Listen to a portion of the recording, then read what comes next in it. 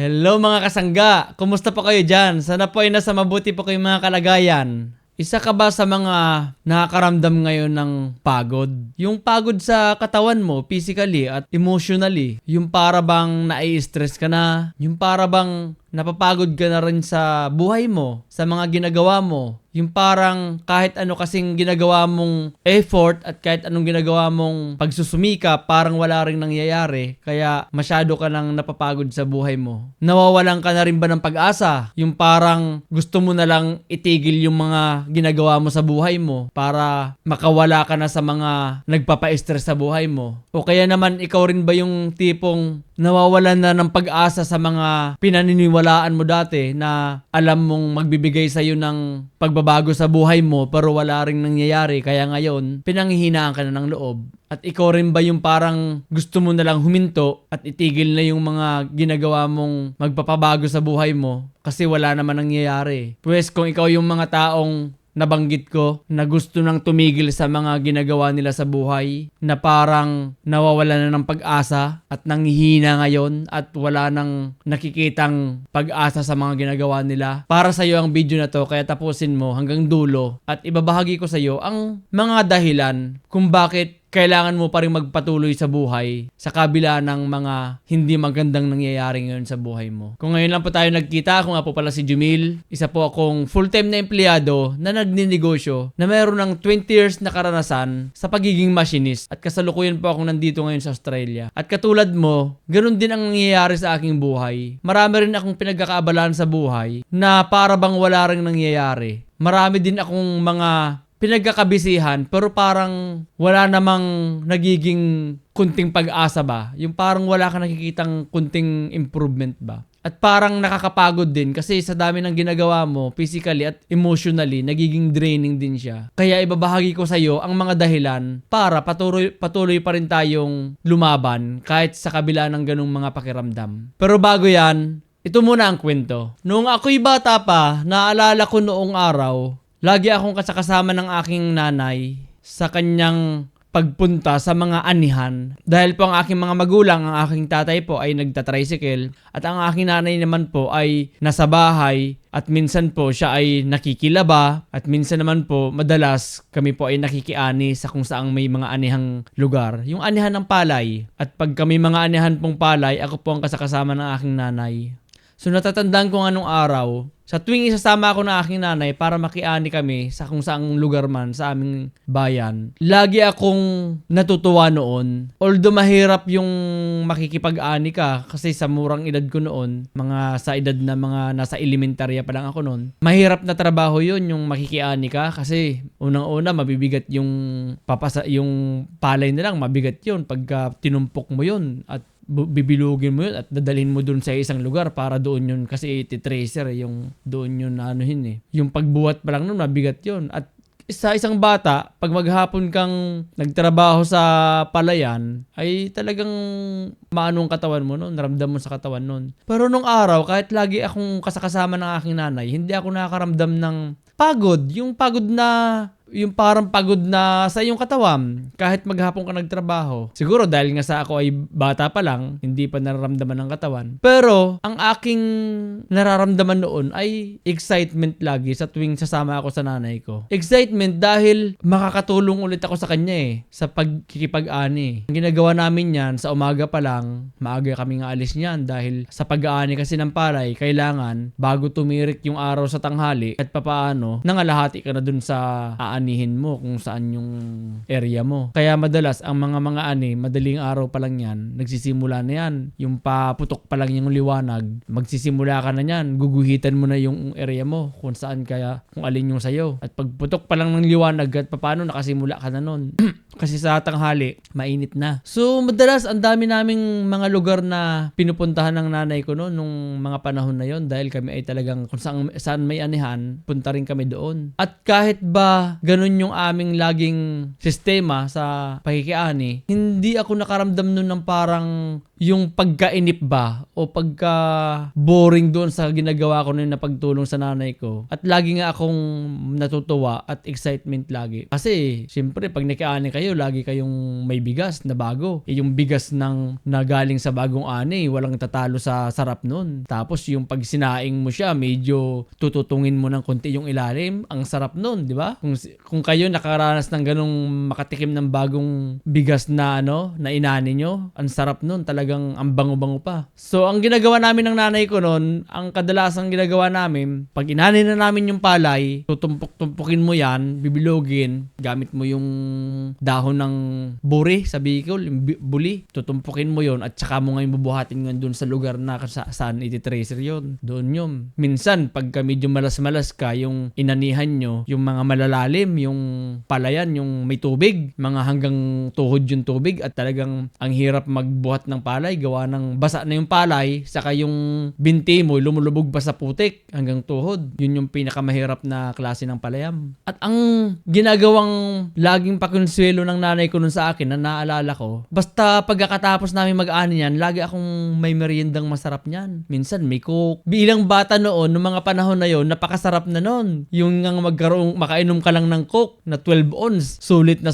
yun dahil nung panahon naman na yon, bihira ka lang makatikim ng soft drinks Hindi tulad ngayon, di ba, na makakabili ka na agad-agad. Noong mga panahon, pag nakainom ka ng 12 ounce na coke, ano na yon? Champion yun. Dahil wala bihira ka makatikim ng soft drinks nung mga panahon Kaya ang ginagawa sa akin ng nanay ko, binibigyan niya ako ng masarap na merienda, tapos yung may coke na kasama, sulit yun. Parang napawi lahat ng pagod mo maghapon nun. Saka di ba ang sarap pagka yung nasa palayan ka, o kung nasa bukid ka, di ba ang sarap kumain sa baon mo? Kahit minsan kung ibinalot mo pa sa dahon ng saging, di ba? Pero basta nandun ka sa palibot mo na nasa palayan at nasa bukid, ang sarap ng pakiramdam kahit yung baon mo, halimbawa tuyo ang baon nyo, o kaya tinapa, o kahit anong yung kahit bagoong yan. Pag nagkainan na yan, at sama-sama kayong mga mag-aani, pag nagkainan na kayo niyan, ang sarap ng kainan nyo niyan. Walang tatalo sa ganong experience. Kaya yun yung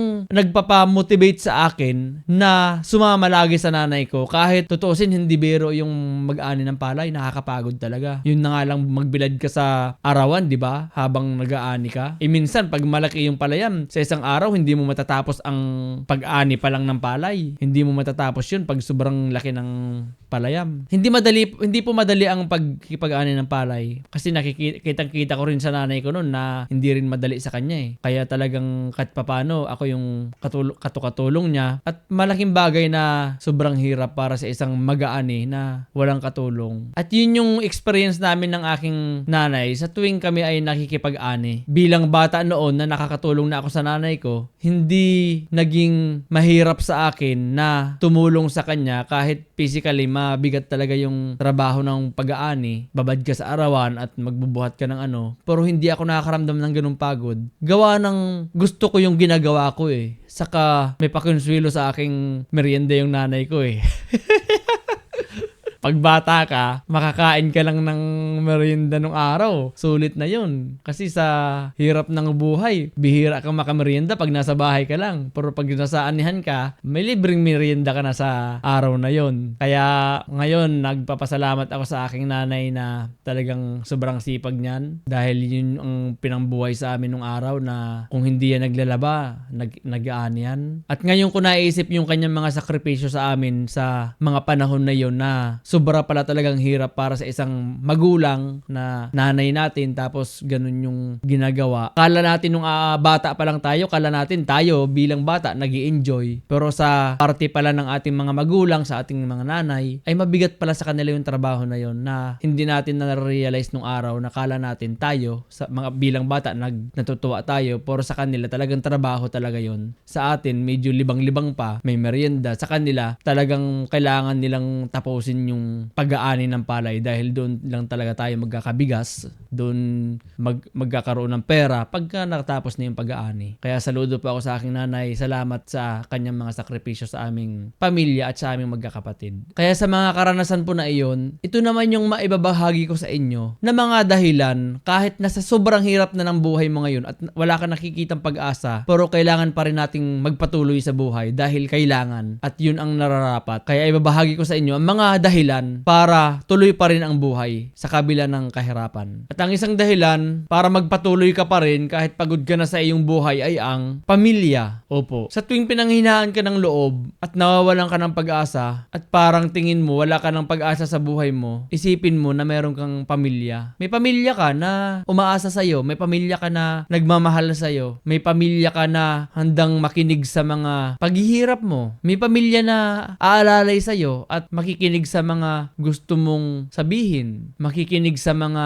pagluha mo, sa pag-iyak mo. Isipin mo na hindi ka nag-iisa kasangga. Sa tuwing nanghihina ka sa buhay mo dahil sa kabila ng mga pinagagawa mo at tingin mo wala ka ng pag-asa, isipin mo na meron kang pamilya na handang makinig sa'yo. Akala kasi natin minsan, kaya na natin yung mundong pasanin na sa sariling lakas lamang natin. Nakakalimutan na natin na meron tayong mga pamilya na nandyan lang sa paligid natin at handa ring makinig talagang sa ating mga hinanakit sa buhay. Yung pamilya natin, sila yung mga unang tao na ating pwedeng lapitan at pwedeng mapagsabihan ng ating mga problema. Dahil siyempre, sila yung mas unang nakakaunawa ng kalagayan natin dahil sila yung ating kasakasama sa buhay. Minsan may mga bagay na hindi mo naman masabi sa iyong kaibigan, hindi mo masabi sa iyong mga kasamahan, pero sa pamilya mo, handa silang makinig at nandyan sila sa paligid mo. At sila lang yung tanging pwede mong mapagsabihan ng mga pinagdadaanan mo. Kaya sa tuwing nalulungkot ka at nawawalan ka na ng pag-asa sa buhay mo dahil sa mga pinagagawa mo, huwag kang mawala ng pag-asa at may dahilan ka pa rin para magpatuloy sa buhay mo dahil meron kang pamilya. Yun po yun. Ang isang dahilan para magpatuloy ka pa rin kahit pagod ka na sa iyong buhay ay ang kahirapan ng buhay. Opo. Every time na nawalan ka na ng pag-asa sa buhay mo at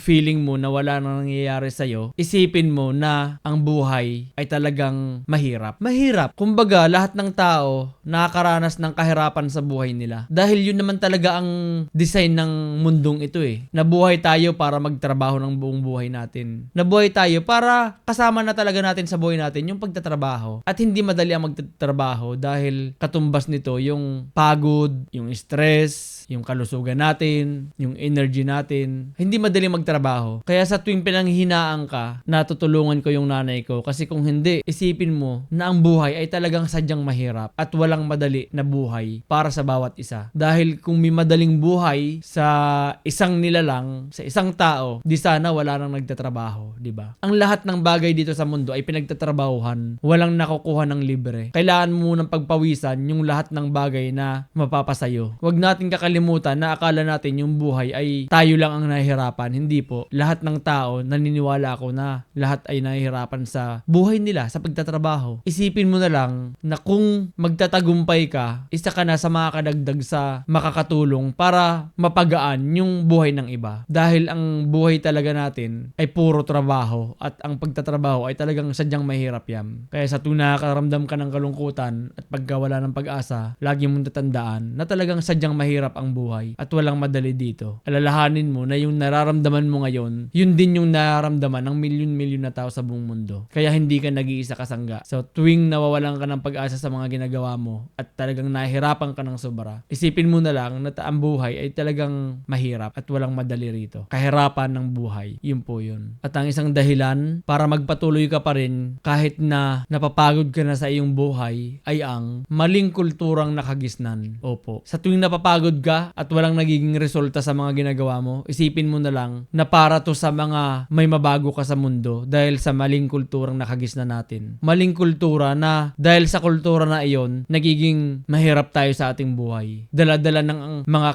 ninununuan pa natin yung kultura na yon hanggang naipasa sa atin. Kaya hanggang ngayon ay lugmok pa rin tayo sa buhay. Minsan kasi na masyado tayong naninisi ng ating mga sarili. Pero nakakalimutan natin na minsan yung ating mga actions at yung ating mga pag-iisip ay minana pa rin pala natin sa ating mga ninuno dahil sa maling kulturang nakagisnan. Walang masama sa kultura kultura, pero ang masama doon yung maling na ituro. Na akala natin tama yon, pero mali pala yon sa mata ng nakakaalam, sa mata ng nagsasaliksik, sa mata ng naghahanap ng paraan para mapaganda yung mga buhay nila. Nakikita nila na yung somehow yung kultura, may mali din talaga doon. Kaya kahit pagod na tayo sa ating buhay, sa kakagawa ng kung ano-ano man, at wala parang nagiging epekto, isipin mo, babaguhin mo yung somehow yung kultura na maling nakagisna natin sa ating buhay. At hindi mo magagawa yon kung titigil ka na sa pinagagawa mo ngayon dahil wala ka nakikitang resulta. Ang kultura ay mahirap baliin dahil yan na yung nakagisna natin simula pa nung tayo pinanganak sa mundo na to eh. At yun ay naipasa na sa atin simula pa sa mga sinaunang tao. Pero kung magkakaroon tayo ng pangarap na baguhin somehow yung pananaw o kahulugan sa kulturang ating nakagisnan, yun yung ating magiging dahilan para kahit sa sobrang hirap na ng ating mga pinagagawa at wala pa rin tayong nakikitang bunga nito, magpapatuloy pa rin tayo dahil gusto nating mabago yung kulturang nagpapahirap ng sobra sa ating buhay na akala ng karamihan ay tama pero sa mata ng iilan ay mali pala. Yun po yun. Kulturang ating kinagisnan ay isa sa mga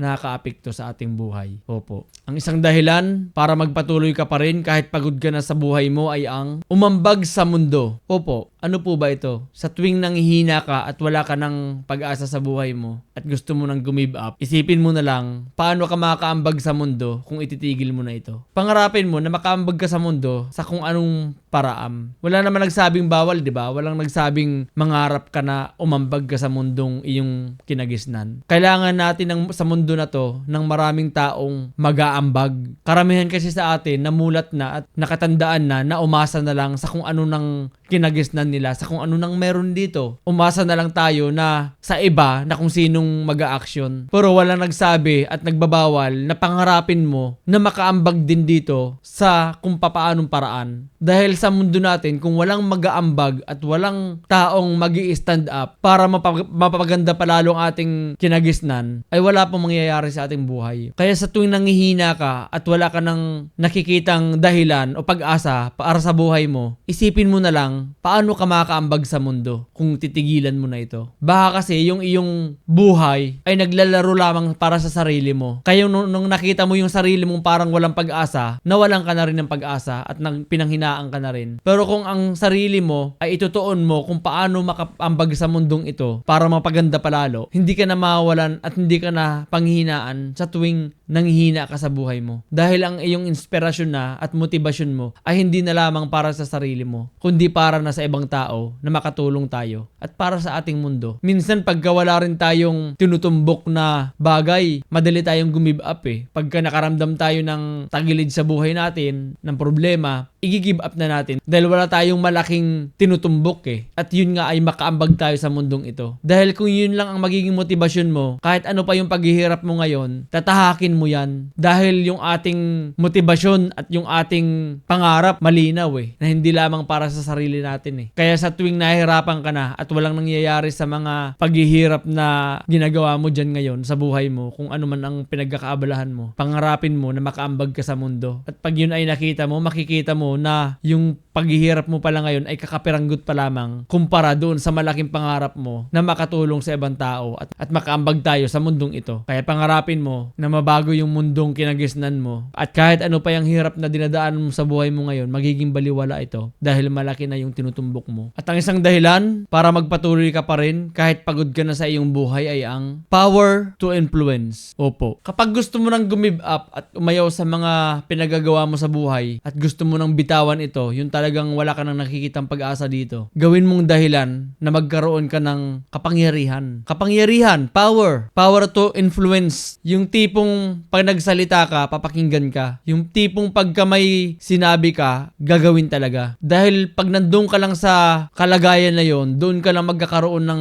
power to change the people around you. To change the world. Yung baguhin mo yung mundong pangit at palitan mo ng maganda. Pag meron ka ng influence at kapangyarihan na magbago ng isang bagay, magagawa mo ng baguhin yung masasama at palitan mo ng mabubuti. Yung power to influence mo ay para sa kabutihan kalupitan at hindi para sa kasamaan. At hindi mo magagawa yon hanggat wala kang power, kapangyarihan para gawin yung bagay na iyon. Kaya sa tuwing nandun ka sa rurok ng kalugmukan sa buhay mo ngayon at gusto mo nang itigil kung ano yung pinagagawa mo at gusto mo nang mag-give up, pangarapin mo na magkaroon ka ng power to influence. Kapangyarihan. Hindi kapangyarihan para umabuso, kundi kapangyarihan para manggaling mismo sa'yo yung gusto mong baguhin para mapaganda palalo ang ating mundong ginagalawan. Minsan marami tayong hinain sa buhay na reklamo tayo ng reklamo Dahil alam kasi natin na wala tayong magagawa Ang magagawa na lang natin magreklamo at umasa sa mga nasa sa pwesto o nasa sa mga malalaking tao Pero may nagsabi ba sa'yo na bawal kang maging ganon, na maging malaki rin at magkaroon din ng boses at magkaroon din ng kapangyarihan para baguhin mo yung mundong ginagalawan mo? Wala naman nagsabing bawal, di ba? Bakit hindi mo pangarapin na magkaroon ka ng power to influence for a better